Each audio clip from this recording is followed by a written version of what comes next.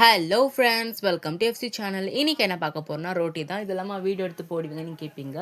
சில பேருக்கு வந்து சாஃப்டாக வரும், சில பேருக்கு ரஃப்பாக வரும். ஸோ அதுக்காக தான் இந்த வீடியோ.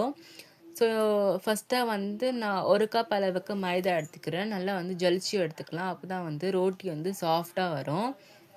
அதுக்கப்புறமா பார்த்தீங்கன்னா 1 கப் அளவுக்கு கோதுமை மாவு, ரெண்டும் ஒரே கப்பில் அளவாக எடுத்துக்கோங்க. அப்போ தான் ரோட்டி வந்து நல்லா வரும்.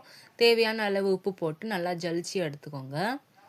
அப்புறமா கொஞ்சமாக மிக்ஸ் பண்ணி நான் வந்து 1 டம்ளர் அளவுக்கு வெதுவெதுப்பான தண்ணி வந்து போட்டு கலக்கிக்கிறேன்.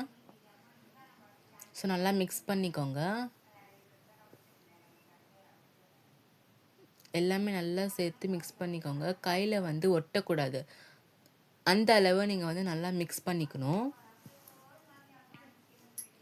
சில பேருக்கு தண்ணியாக இருந்தால் நீங்கள் கொஞ்சமாக வந்து கோதுமை மாவும் மைதா மாவும் சேர்த்து திரும்ப நல்லா மிக்ஸ் பண்ணிக்கோங்க. ஆனால் கையில் ஒட்டக்கூடாது. அதுக்கப்புறமா தேவையான அளவு நெய் ஊற்றிக்கோங்க. நெய் எதுக்குன்னா அந்த ஆட்டை வந்து சுவையாக மாற்றும், அதுக்கப்புறமா வந்து சாஃப்ட் அண்ட் சில்கியாக மாற்றும். அதனால தான் நான் வந்து நெய் சேர்க்குறேன். உங்கள்கிட்ட டால்டா இருந்தால் நீங்கள் அது கூட சேர்க்கலாம். சில பேர் டால்டா தான் சேர்ப்பாங்க. உங்கள்கிட்ட டால்டா இருந்தால் அந்த நெய்யை ஸ்கிப் பண்ணிக்கோங்க. இல்லைன்னா நெய் வந்து ஊற்றி நல்லா மிக்ஸ் பண்ணி கொஞ்ச நேரம் வந்து 5 மினிட்ஸ் இல்லை 10 மினிட்ஸ் வந்து மூடி வச்சிடலாம். அதுக்கப்புறமா திரும்ப எடுத்து பார்த்தா உங்களுக்கு சாஃப்ட் அண்ட் சில்கியாக இருக்கும்.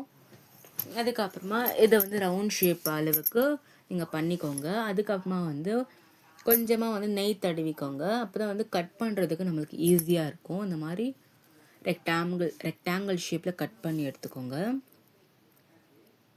அப்புறமா அதை வந்து ரோல் பண்ணி ஒரு ரோலாக கட் பண்ண வச்சது எல்லாமே ஒரு ரோலாக பண்ணி வேறு ஒரு பாத்திரத்தில் போட்டுக்கோங்க. இதுக்கப்புறமா ஒரு ரோல் எடுத்து கொஞ்சமாக எண்ணெயை தடவி இந்த மாதிரி ரவுண்ட் ஷேப்பாக பண்ணி எடுத்துக்கோங்க. இப்போது தவா வச்சு தவா சூடானதும் நம்ம வந்து ரவுண்ட் ஷேப்பாக பண்ணி வச்சுருந்த ரோட்டி அது வந்து போட்டு சுட்டுக்கலாம். ஸோ இப்போது திருப்பி போட்டு 1 ஸ்பூன் அளவுக்கு எண்ணெய் ஊற்றிக்கலாம். எண்ணெய் வந்து நல்லா போட்டால் தான் ரோட்டி வந்து சாஃப்ட் அண்ட் சில்கியாக வரும். இப்போ வந்து நம்மளோட ரோட்டி வந்து ரெடி ஆகிடுச்சு. இதுக்கு வந்து நான் வந்து எக்கரி ரெசிபி தான் பண்ணியிருந்தேன். இந்த எக்கரி ரெசிபி வந்து நான் இன்னொரு வீடியோவில் உங்களுக்கு போடுறேன். இந்த வீடியோ பிடிச்சிருந்தால் லைக் பண்ணுங்கள், ஷேர் பண்ணுங்கள், மறக்காமல் நம்ம சேனலுக்கு சப்ஸ்கிரைப் பண்ணுங்கள்.